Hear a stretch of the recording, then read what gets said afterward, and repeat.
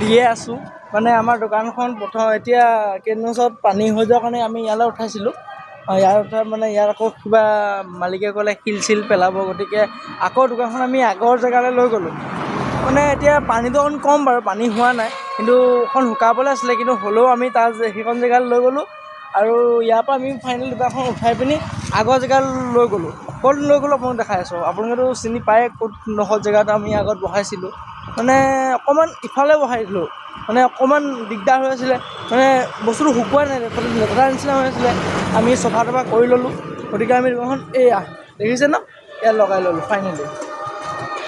এইবোৰ চক আপোনালোকেতো আমাৰ মেনুখন চাইছে আৰু আপোনালোকে যদি অৰ্ডাৰ দিব যদি কিবা অৰ্ডাৰ থাকে তেন্তে এই নাম্বাৰটো আমাৰ অৰ্ডাৰ দিব পাৰিব এইটো আমাৰ নাম্বাৰ দি দিছোঁ এই নাম্বাৰটো আপোনালোকে অৰ্ডাৰ দিব পাৰিব বাকী ইয়াত লগাই দিছোঁ আমাৰ টেবুলখন এয়া